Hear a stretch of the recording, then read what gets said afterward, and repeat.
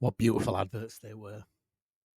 Just amazing. Guys, I'm alone. I'm alone this week. I'm going to solo this one. It's going to be a car crash, but it's going to be the best kind of car crash. One of those ones where it involves someone you just don't like. My name is Liam, and this is the Lower League Looks League 2 podcast. Let's have a little bit of fun. You know, I wouldn't usually be doing this on my own, but it is what it is. Hopefully, that's going to change in the coming weeks. I'm going to do a little bit of a run through of League 2, what's been going on over the last weekend, which, as a Bradford fan, I'm sure you can appreciate. I'm very, very happy right now.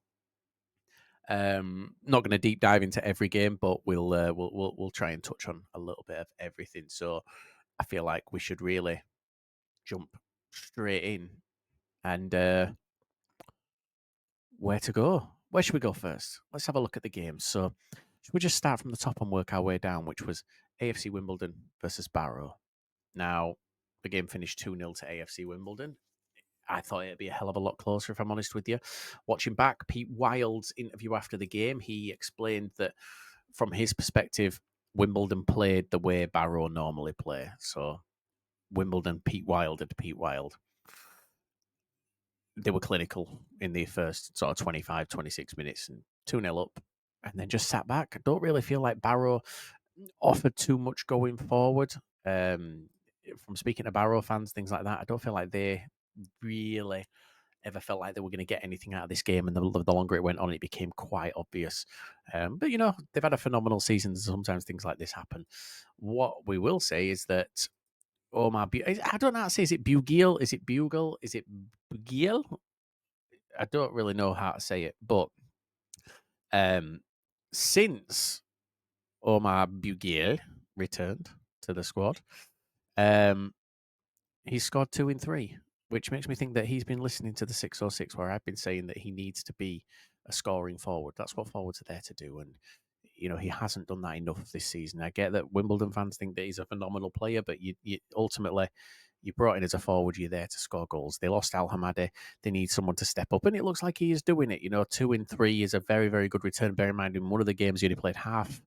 And on Saturday, he only played the first hour. And yeah, 2-0. It's a very, very good result for Wimbledon. As far as the league and things like that are concerned, Wimbledon are one of those teams where you just don't know if they can do it.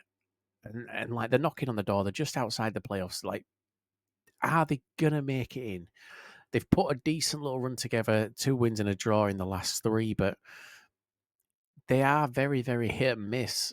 So yeah, it's really, really difficult to sort of pinpoint. Yeah, one of those wins came against second place Mansfield, and the other one against Barrow, who are sat up in fourth. So they are very, very, very good results. But I just don't know whether they can go all the way.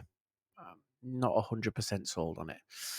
Looking at the game itself, so from a Barrow perspective, Pete Wild tried to make changes, which is, I think, what you like as a fan to see. You want to see a manager at least trying to change things up to go for it. Unfortunately, he took Ben Whitfield off. He brought on Proctor, and Proctor ended up getting sent off in the 87th minute. From what I'm told, is either a stamp or a lash out, which is a little bit of a weird one because you can't really mix those two up. It's a stamp or a lash out. But either way, it's a straight red card, which means he'll be out for the next. It's violent conduct, isn't it? So 2 to 3 games. I think it's just nailed on 3 when it's violent conduct. Barrow fans aren't very happy with Proctor. They don't feel like he's delivered so far for them. So, what does that mean? Especially when they've loaned out Jed Garner to Morecambe, and we're going to come on to Morecambe very soon. But Jed Garner's in phenomenal form. So yeah, I suppose it's quite difficult to see a player maybe not delivering, and you've got one that belongs to you playing elsewhere. Yeah, we've seen that a few times this season from different clubs, but it's moved Wimbledon up to 8th place, just outside the playoffs. So let's see what the next couple of weeks bring for Wimbledon. I'm going to move down to Doncaster. Because Doncaster are, again, a very strange team in that they either show up, and when they show up, they play great, or they just don't show up at all. Going into this, I think anybody with any sense would have backed Tranmere to come away with a win here, but it finished 2-1 to Doncaster. And by the sounds of things, it's probably one of the best performances that they've had, especially the last sort of 3 to 4 months before things really, really started to go poorly.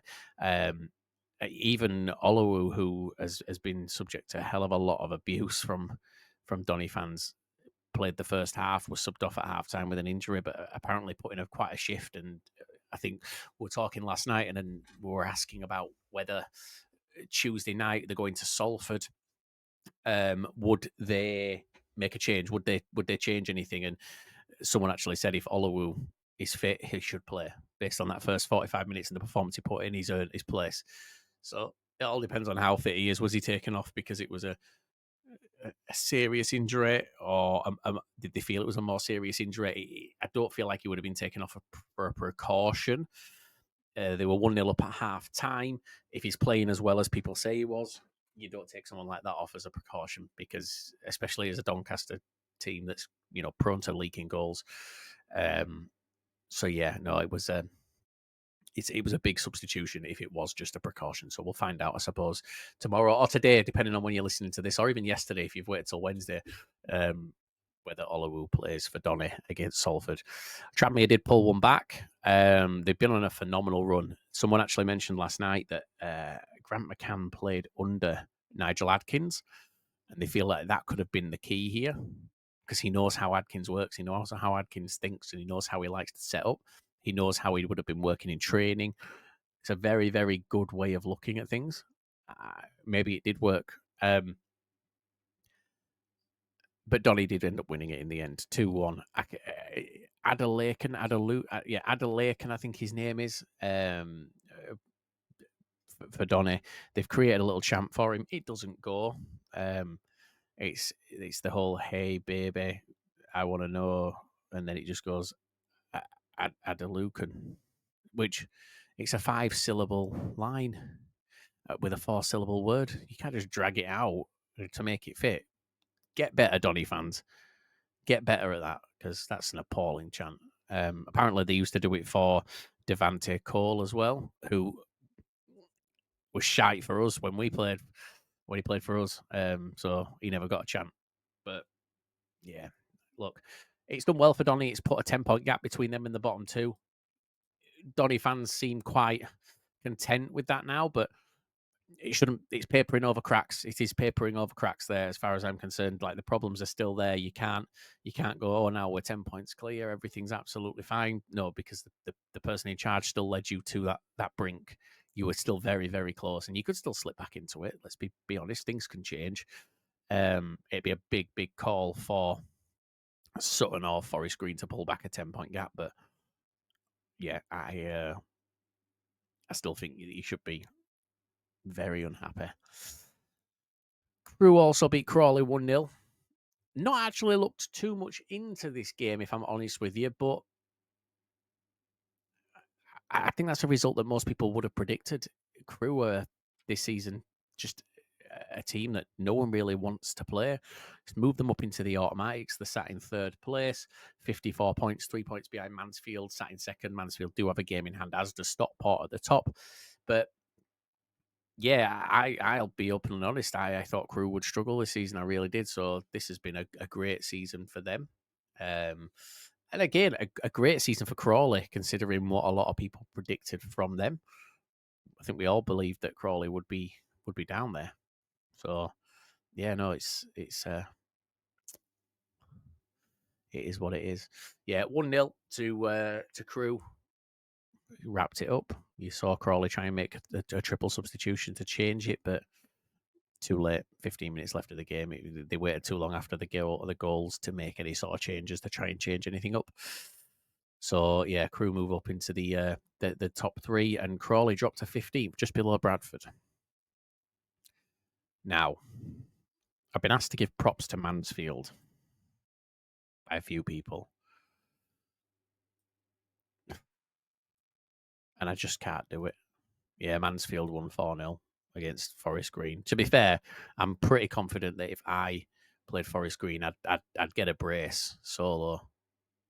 I do feel like that would be a thing. But Tom Nichols scored his first goal for the club, which is a great moment for him. Obviously, he moved on from Crawley last year to Gillingham, and then moved on to Mansfield to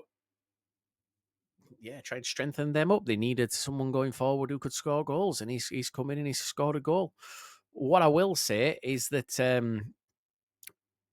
I know Mansfield fans are talking about Aidan Flint. We're talking about him being the best central defender in the league. I disagree. I still think it's Niall Canavan at Barrow, but he's apparently injured and played through an injury for this game, which is exactly what you need. That is what you need when you're in a position like Mansfield. When you've got that small squad, you need players that are willing to play through those injuries. They are an injury-prone team. They've got a very wide range of injury-prone players, but to see him pushing through, yeah, I quite like that. So that's moved Mansfield. Obviously, they're sat up in second place. They do have a game in hand on the teams below them, but they are level on games with Stockport. Any Mansfield fans that are watching this, I would love to hear your feedback on, well, my view really, which is that if you don't finish automatics now, given the position you were in before Christmas, which was 4 points behind Stockport with 2 games in hand, if you don't finish in the top 3, is that a failure at this point? If it's a playoff finish, is that a failure? Because I don't think you should be having to go through the playoffs. You shouldn't be sat second right now. You should be sat top. There's only Mansfield that would do a Mansfield and go from being 4 points behind top of the league with 2 games in hand to level on games and 6 points behind. There's only Mansfield that would do that.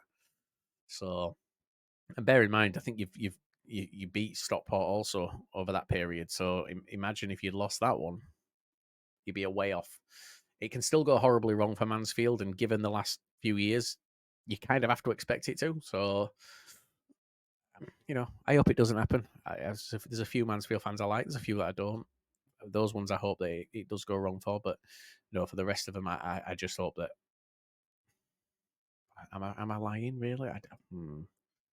No. I want to see it. I want to see it. I want to see them finally get out of this league so they can shut up. Let's see where they end up. Let's see how they fare in the league above, because they've not had a chance to see it. I think it was 2002. I believe they went up to League One and were the Whipping Boys, instantly relegated. And I think before that was like the early 90s when they again went up for a season and were the Whipping Boys. So yeah, let's see how Mansfield do. Let's send them up. Going to the other end of the table. Well, I say going to the other end of the table. It's kind of covering both ends of the table, because Stockport did travel to Grimsby over the weekend, which didn't go how Grimsby hoped. And there's a slight change in, what's the word? Attitude towards David Artell at the minute.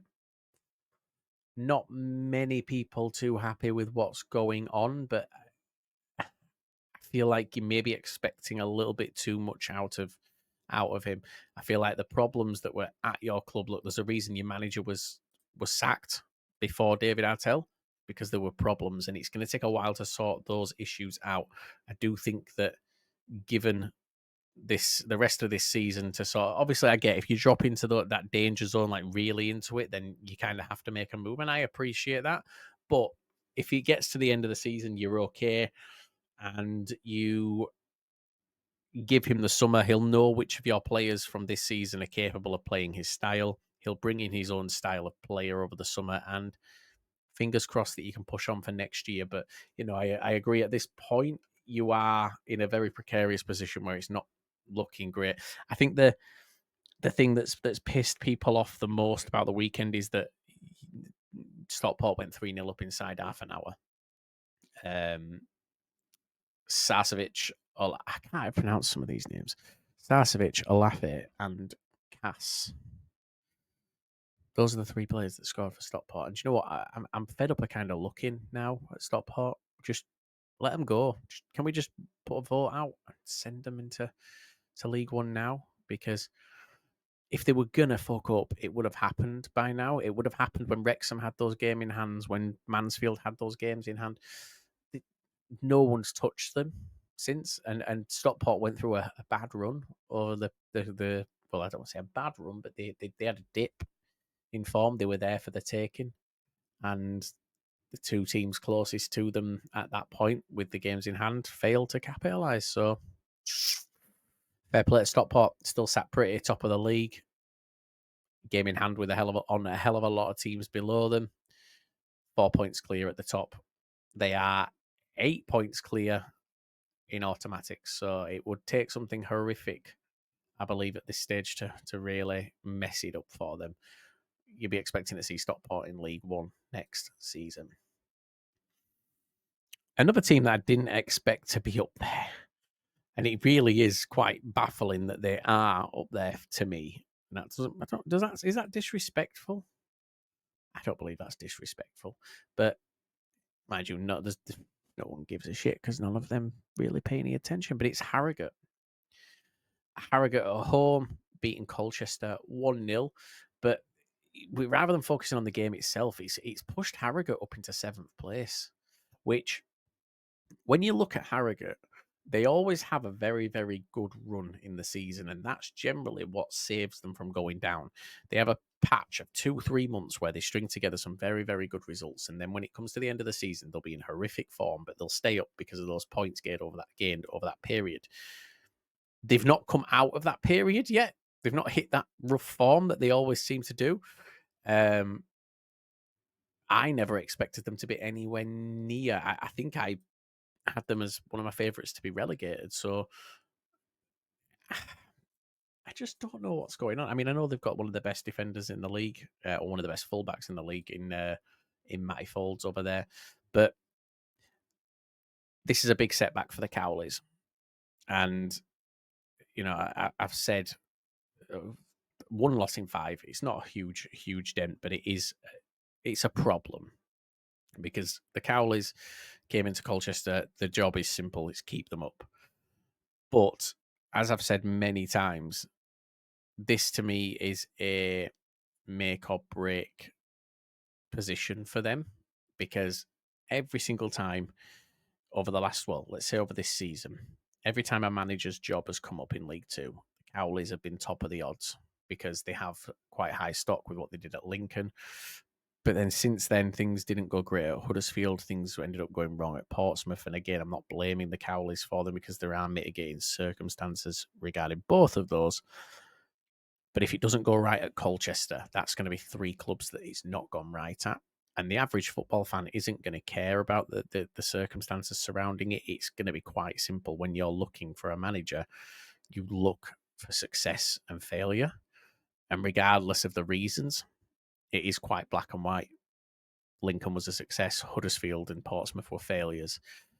This is huge. This job is huge for the Cowleys. And I think they'll get it right. I really do. I hope that Colchester aren't too far gone, or haven't had too much rot set in, that they can't get it repaired by the end of the season to keep themselves up. But it's a massive setback for them, because, like I said, they've been in decent form since the Cowleys came in. One of the more informed teams in the league. It's a shame, but like I say, let's see what the coming weeks bring. Yeah. Right. Okay. So next up is MK Dons and Accrington, and we don't really have fans of either that listen to us. Weirdly, we have I think we have more MK Dons fans who listen to us than Accrington, which you wouldn't expect, if I'm honest. But I just don't understand why Jack Payne is playing football at this level. I don't get it. We're playing them tomorrow night. I'm dreading coming up against Jack Payne, because I know what he does, and he loves a goal against us, or he loves winning a penalty against us, and he's in that form. He's Saturday, he scored a phenomenal free kick. It's one of the, if you had to rate the free kicks of the season, it's up there. Not just in League Two, it's up there. so good. The accuracy is phenomenal, and it was as close to the top corner.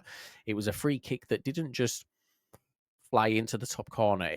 There was that much curl on it that it went miles wide and bent back in. It's just so nice to see. Um, but yeah, look, they've gone one. Sorry, they've actually gone 1-0 down. Have MK Dons a Nolan goal for Accrington early on, pin them back. But yeah, no. Once Jack Payne hit that goal, they then ended up getting the winner in the 93rd minute, which I believe was Joe Tomlinson. Was it Joe Tomlinson? It is Joe Tomlinson. Swindon fans will know who Joe Tomlinson is and all about him. I think they've been linked with him as a permanent every transfer window since 2020. But yeah, never signed him on a perm. I believe when they had him on loan last time, he actually was injured. I don't think he managed to play many games. I don't think he played more than 10 games for them in the second half of last season on loan.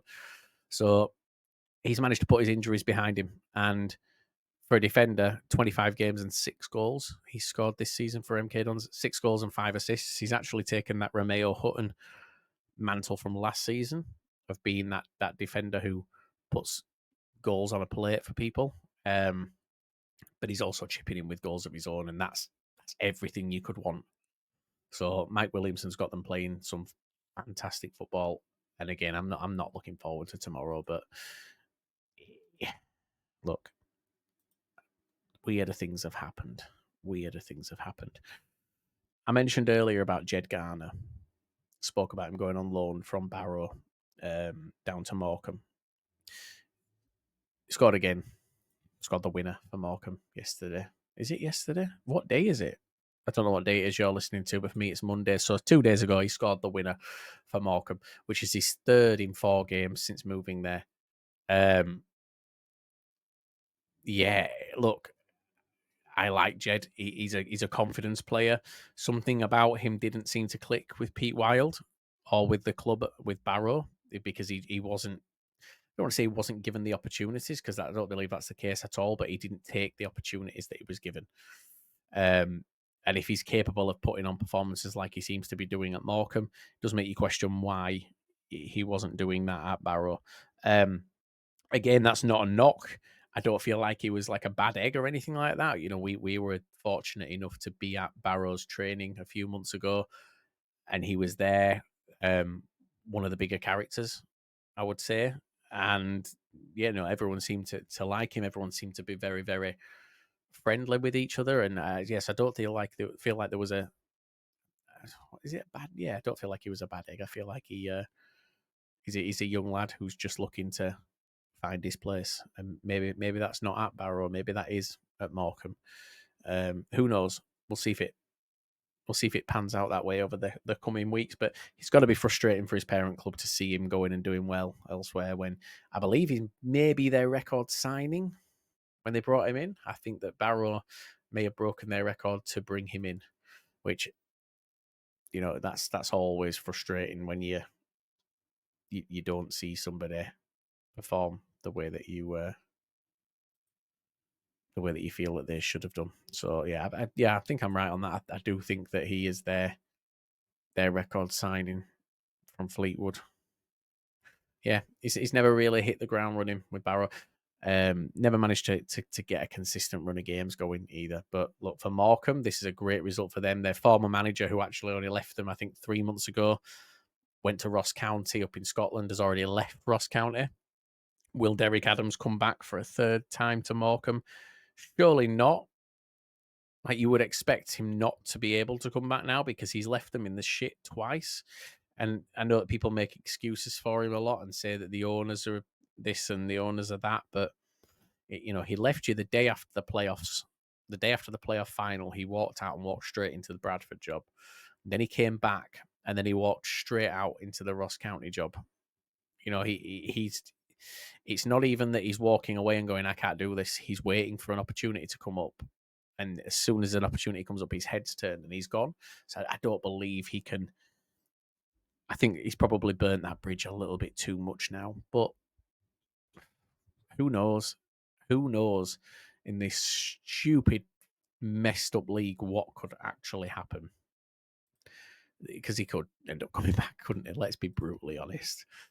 So yeah, no, Morecambe moved up to 12th place. Sutton, very, very, very rough for them. Very rough. This season's not gone how they wanted it to. Last season, first in the EFL, was phenomenal. This season's been terrible, and it seems to be getting worse for them. But a team that were in shit form, and a team that were struggling, and were therefore forced to make a change in manager, is Salford. And Salford travelled to Swindon over the weekend. The return of Harry McCurdy to the county ground, came off the bench in a triple substitution. You heard the fans chanting his name. Like, he's needed that. He has needed that for a long, long time to get his confidence back. He's another confidence player. And yeah, I think that McCurdy will come good for Swindon this second half of the season. I feel like you both just got to enjoy seeing Harry McCurdy doing Harry McCurdy things. He apparently pinged one just over the bar, tried to take a couple of shots from far out, which is, again, it shows his confidence, because it takes a hell of a lot of nerves to do that, because you'll be laughed at if it goes wrong. So, no, fair play to Harry, but the game finished 1-1. Salford rescuing it at the very, very end. And I want to talk about the Salford goal, which was a Callum Hendry goal. Now, it's not just the goal itself that really impressed me, it's the build-up to it. Because he showed, I don't know if you ever saw, and this isn't League Two, but there's a clip that always gets shared of Man United where somebody plays a through ball to Cristiano Ronaldo and he just stops because he's like, oh, there's too much power on it. And then Cavani runs from sort of the edge of the area down towards the corner flag and keeps it in. And it's like that determination, that drive to win the ball back and to be able to create something. Hendry kind of did that, in a sense of the Swindon defender had the ball on the byline. Hendry just wrapped his foot around it, managed to get it played out to the left-hand side. Ball comes back in, just sits for him perfectly, and he places it past the keeper, which, a couple of months ago, Salford would have gone 1-0 down there, and that would have been it. You would have known that was going to be the final score, if not more. The heads would have dropped, and they're not doing that anymore. And that's a credit to Carl Robinson, who I think has, look, I make no excuses when I say that I said I wasn't a fan of him when he first came in.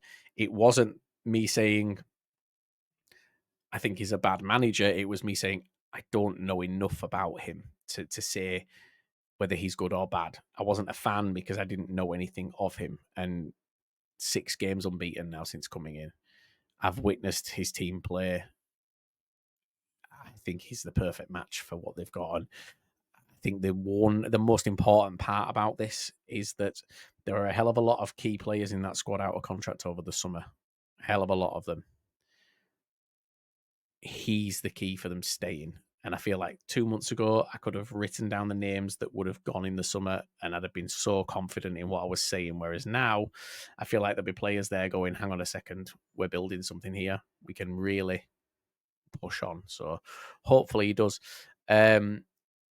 George McEachran got the goal for Swindon, which is always nice to see because he's not been in the greatest form either. And, he came in, fans were delighted when he first signed for the club. We were told he was the second coming, and then it kind of just dropped off for him a little bit. So to see him get a goal, get on the score sheets, yeah, it's always nice to see.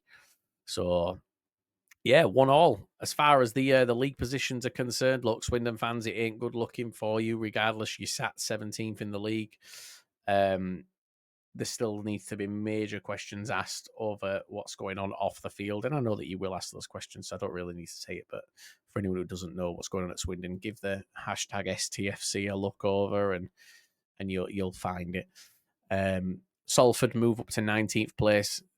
13 places clear now of relegation, which you'd hope would be enough for them. Someone actually said to me yesterday, who do I believe outside of the playoffs is the most capable or would be the surprise package and could make the playoffs? And I've said Salford, and I stand by that.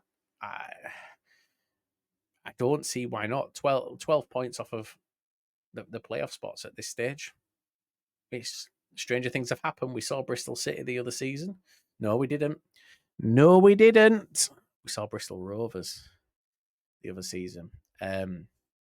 They were down right by the relegation spots, and they ended up getting that third place finish. So, yeah, we have seen stranger things happen.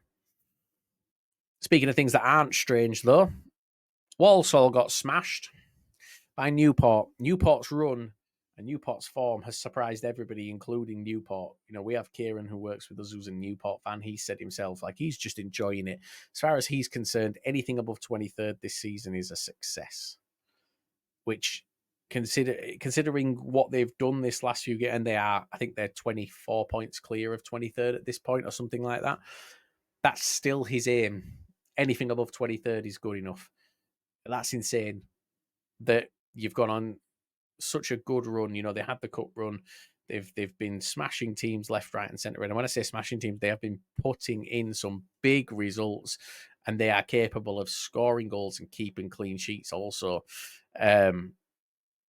Yeah, I don't really know what to make of Newport this season because I didn't rate them coming into it. Walsall, however, Walsall fans have gone very, very quiet down there in Birmingham. Over the summer, every single time they made a signing, because I was asked before, there's two clubs that I was asked about before the transfer window even opened in the summer, and that was Mansfield and Walsall. And I was asked, where do I think those teams will finish this season? Now, it's obviously difficult because they've not made any signings. The window wasn't open. And I said I didn't feel like either of them would do too well because of the squads that they had at that point. But things can change. Walsall fans never let that go. And every signing they made, they were tagging me and going, what about now? Do you still think we're down there now? Do you still think we're going to struggle now? I think we're going to be this. I think we're going to be that. I had one that he was hammering me saying that they were going to finish top 3. No, no, not at all. I mean, it's a poor season for Walsall. It really is. Currently sat 16th place in the league. Yeah, they've got a couple of games in hand, but they made the wrong appointment in manager. They made the wrong appointment. Them and Tranmere both made bad managerial appointments. Tranmere have tried to fix theirs and have then turned around their form. I say turn around their form. They're still very hit and miss, but they've turned around what was looking like relegation. Walsall have stood by Sadler, who I don't think is good enough, and I don't think is the man for them, and I don't think ever will be. I feel like if I'm a Walsall fan, you have to ask yourself the question right now: is Sadler capable of getting you where you believe you should be? And if the answer is no, then why stick and persist? Because all you're doing is delaying the inevitable. Does that make sense? It makes sense to me. Probably makes absolutely no sense to anybody else, but to me, it makes sense. So, yeah, no, Walsall ended up getting smashed 3-0. Newport march on. Walsall also down to 10 men in that game, which, disciplinary issues are slipping in there also. Who's next?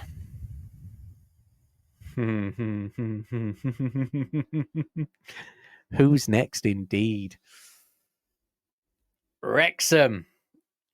Listen, going into this season, there were 2 games that I just didn't really feel like I would enjoy, and that was Wrexham home and Wrexham away, because you just expect the fanfare, and you know that if you lose, it's going to be put out for everyone to see.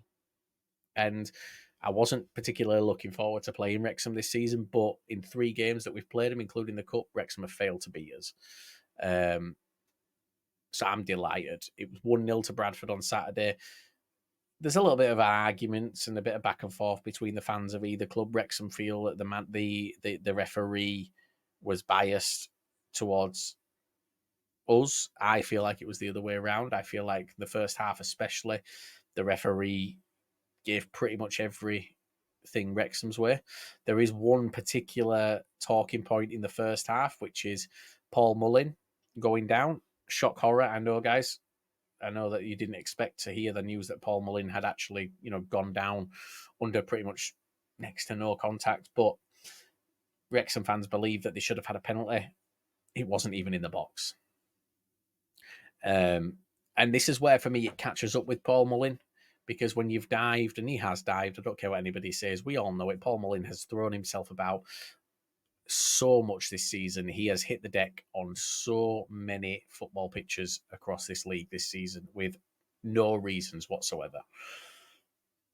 This has caught up on him because the referees now are looking and going, we know you dive. You're not having a penalty or you're not having a free kick. We're not even going to blow for it, because you just can't trust that he's actually gone down legitimately. I'll be brutally honest. Bradford did that on Saturday.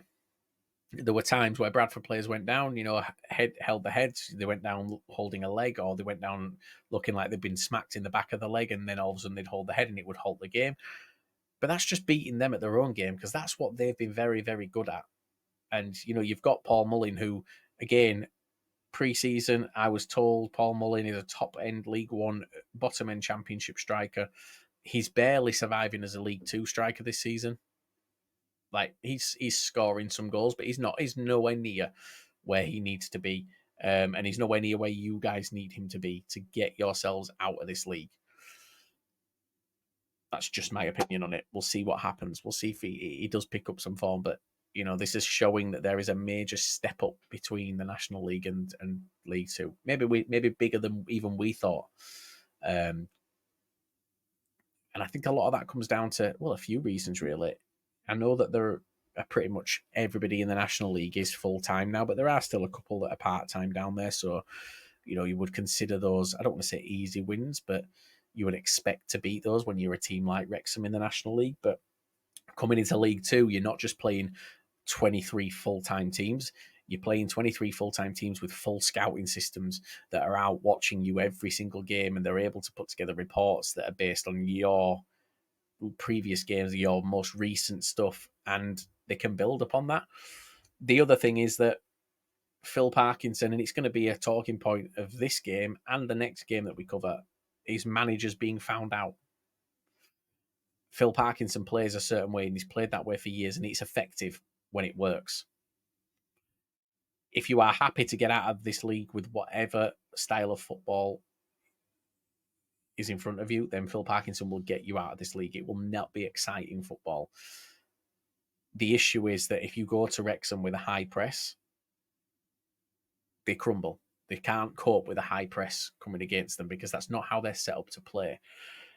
A lot of teams haven't picked up on that, and a lot of teams haven't really capitalised on that as much at the racecourse. So what I will say is that this is the second time this is only the first time since opening day that Wrexham have lost at home.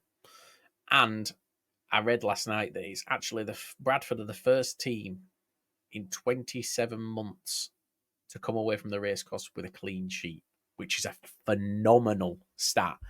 I feel like, from a Bradford perspective, Andy Cook missed a penalty in the 82nd minute. But at that point, it kind of spurred him on. And I'm going to be honest, I feel like if Andy Cook goes on tomorrow to score, or goes on tomorrow to have a great game against MK Dons, I feel like missing that penalty is probably a really, really good thing, because it kind of switched him. You could see it changed in play almost instantly. He became really, really hungry once that penalty was missed. And again, Wrexham fans are complaining that there's a foul in the build-up. I don't believe it's a foul. I believe that both Lee and McDonald are leaning into each other. Lee just forgets to move with the ball, and it ends up being free to his left-hand side. He's nowhere near it, and McDonald swings his leg, plays it through to Cook, and then both fall to the floor. McDonald had his hand on Lee. Lee had his arm wrapped around McDonald. It's 50-50, and it really is 50-50, and I'm saying that from an impartial view as well. If I wasn't being impartial, I would say that if anything, Lee fouled McDonald, but no, it's 50-50. The ball comes to Cook. He turns it, little flick on the edge of the area, and he just sends three defenders for milk. They're down at the shops. They ain't getting nowhere near. Shoots, Okonkwo pulls off a great save from point blank range, but it kind of rebounds into the air. And look, when Andy Cook gets it on his head from 6 yards out, 9 times out of 10, it's only going one place. So 1-0 to Bradford. We then saw 5 different celebrations at the same time. We had a knee slide, we had an ear cup, we had a squaring up to the the home fans. We had a turning and pointing to the name on the back of the shirt, and then we had climbing on the railings and putting your arms out like Christ the Redeemer in front of the Bradford fans. It was great. And that was the 89th minute and I think 52nd second. 52nd second. Oh, that's not a nice way of speaking, is it? 52 seconds into the 89th minute. 1-0 to Bradford. And look, I've shared the tweets out of the reaction of the Bradford fans, the goal cams, things like that. It's just after the season that we've had, it's nice to see. It's really, really nice to see. Hopefully, a sign of things to come going forward. Now, I realise now, and the thing is, anybody who's listening to this will have already heard the ad break just randomly slotted in somewhere. I realise I've not left place for it. So this is going to be a weird thing because now you're listening to me saying this and you've already heard it. But from my perspective, it didn't happen. So I hope whatever time that ad break was, you enjoyed it. Not sure what it was that we had actual adverts for, but I hope you enjoyed it anyway. The final game was on Friday night when Gillingham travelled up to Notts County. And this was a huge result for Gillingham. 3-1 away at Notts County, another team that a lot of people kind of had up there in their predictions this season. From a Gillingham perspective, to be smashing in 3 goals away from home is a sign of how far they've come. We all remember last season Gillingham being one of the lowest scorers in the league. They were scoring 1 goal in most games, and that was it. You knew that if you scored against Gillingham last season, the worst case scenario was going to be a draw. You knew that if you scored more than once against Gillingham, that you were pretty much guaranteed a win. Gillingham are absolutely flying with those sorts of things now, and it's good to see because those fans have been through a hell of a lot. Notts were 1-0 up. Crowley had put them 1-0 up, but from then they just kind of fell apart. What I will say is that, and I saw some Notts fans moaning about the manager, moaning about how they're playing, about how it's not working, and this, that, and the other. And look, I agree to an extent it isn't working, but I don't believe that the issues are on Maynard. I just don't believe the issues are on Maynard at all. So Stuart Maynard is not to blame for this. I said a few months ago when Luke Williams was linked with I can't remember who, I think it was the Oxford job. It was the Oxford job the first time. I feel like Luke Williams was found out at an EFL level very, very fast this season. And he jumped ship before the rot set in. But that rot was definitely there. The form wasn't good before Luke Williams left Notts County. So these issues aren't anything to do with Stuart Maynard. These are issues that have been coming for a long, long, long time. And like I say, I don't believe that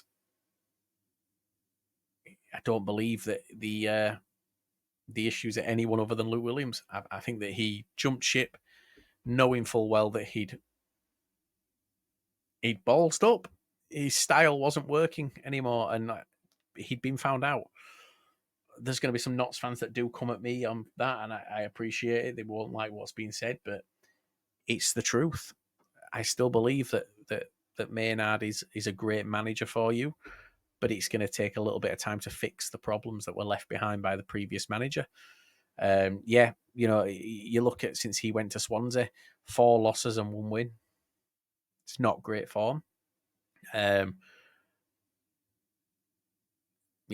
me, Luke Williams has to take blame for what's going on at Notts County right now. And if Notts County fans look at this season and believe that if Luke Williams had stayed, then they would still be up there or they would be in a position to challenge, then again, that's on Luke Williams. No one forced him to leave. They're currently sat 10th. I believe at one stage they were sat third. And they looked very, very strong earlier in the season. When we went there and we were 4-0 down at half time, they looked great. But then the wheels started to come off and you could see the issues and you could see the cracks. And I still think that Luke Williams has to take a hell of a lot of blame for what's gone wrong at Notts County this season. I do. So, guys, that's the end of the reviews. So what I've realised is we actually have a full programme tomorrow night, and the preview podcasts don't record until after. So should we just take a little look at what's happening in these midweek games? So we have AFC Wimbledon travelling to Accrington. I'm not going to give you score predictions. I'm just going to give a team that I think is going to win or a draw. I'll tell you. So AFC Wimbledon travelling to Accrington. I'm going to go with an AFC Wimbledon win. We have Forest Green travelling to Barrow. Barrow win. Barrow bounce back. Pete Wild doing Pete Wild things. Barrow have got to bounce back against Forest Green. They just have to. They really, really have to. Bradford City hosting MK Dons. I've gone for a draw in this one. I think I actually said it on the MK Dons podcast earlier that I believe it'll be 1-1. I think MK go 1-0 up under Jack Payne, and I believe that Cook will restore that level, and it'll finish 1-1. I think Colchester are going to pile more misery onto Grimsby, which will be real misery for Grimsby because they are down there with Colchester. And this is, I mean, being brutally honest, if we look at League Two right now and we look at the bottom end of the table, we've got 20th, 21st, and 22nd. We have Doncaster, Grimsby, and Colchester. Grimsby have Colchester tomorrow and Doncaster on Saturday. They have 2 6-pointers in a row. They have to win both. And if I'm David Artell, I'm going out there to attack, and that's all I'm giving a shit about this week is attack. If you go, and we said this, we're talking about this from a Bradford perspective. I can only speak from that, but as far as I'm concerned, it should be the same at any club. You'll never, ever, ever be booed off, be abused if you just try. That's all football fans really want to see. They want to see 100%. And if you go to these next two games, Grimsby, if you go to play Doncaster, you go to play Colchester, and you just give 100%, leave nothing in the dressing room, leave it all out on the pitch, then fair play. If you end up losing, people will obviously be annoyed, but they can't really argue if they've seen that you've given everything. Walsall travel to Crawley. I can't predict this game, if I'm honest with you, because neither team are in great form. Crawley are probably the better of the two at this point. In fact, Crawley definitely are the better of the two right now. So let's go with a Crawley win on that. Swindon travel to Gillingham. That's a horrible, horrible trip, by the way. That's awful. I'm going to go with a Gillingham win there. I'm going to say a comfortable Gillingham win. Before we have Mansfield and Harrogate, which I think, if I remember reading correctly, this season's the first time that Mansfield have beaten Harrogate, and they've never beaten Harrogate at home. So Harrogate are kind of a bogey team for Mansfield. Couple that with the form that they're in, I'm going to go with a Harrogate win. Imagine the meltdown if Harrogate beat Mansfield. It'd be funny. Newport at home to Notts County. Again, Newport's form, you've got to back them. A comfortable win for Newport. It's got to be. Doncaster and Salford. I'm going to go with a Salford win. Salford are in great form. Doncaster obviously picked up that win over the weekend, but again, papering over cracks. They've got to go to a Salford team with a Matt Smith, who's one of the top scorers in the league, who loves to score against Doncaster. I think he scored I think he scored possibly a hat-trick against them earlier in the season. I think that's kind of a pinpoint game for a lot of Doncaster fans as to where their season really derailed was Salford at home. So now I'm going to go with a Salford win. Stockport and Crewe. This is going to be a great game, by the way. That's at Stockport. I think that this could be the game of the week, game of the midweek games anyway. I'm going to go with a high scoring draw in this because Crewe are that team that will turn up. Like, there's no doubt about it. They'll turn up, and it'll be really, really interesting to see how Stockport handle that. We then have Wrexham looking to bounce back with a trip to Sutton. You've got to feel that there's no better game, apart from maybe Forest Green, there's no better game for Wrexham to have in front of them to try and bounce back from.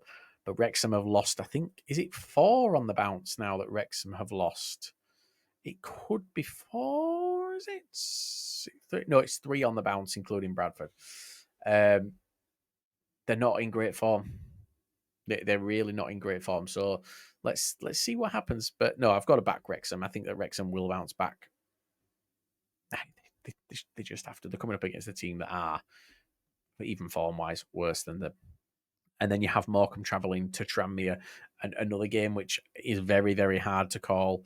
If Tranmere had beaten Donny over the weekend, I think it'd have been fairly easy to do. But no, it's difficult. I'm going to go with a draw in that one. So yeah, that's kind of what I wanted to do tonight, guys. I know that I'm on my own. It's a little bit different, but if you're still here, thank you for persisting. Thank you for sticking around. Normality will resume very, very soon. We've got a busy week this week. Obviously, we had the 606 last night. We've got recordings tonight, games tomorrow, 606 Wednesday, breakdown Thursday, a night off on Friday, and then games again on Saturday and back to 606. So yeah, very, very busy at the minute, and we're just trying to find time to, scratch his asses, never mind, put plans in place to move forward. Other than that, guys, thank you very much. Do tune into the preview show later this week. That'll be with Charlie and Matt. And also, if you're just generally interested in football podcasts, we have the League One, we have the National League podcasts going out also. We'll see you on Thursday for the breakdown. Sorry, no, we won't. We'll see you Wednesday for the 606, but anybody who watches just exclusively on YouTube, we'll see you on Thursday for the breakdown. Other than that, thank you very much, guys. Give us a follow on all your socials. It's the Lower League Look, if that's what we're still doing.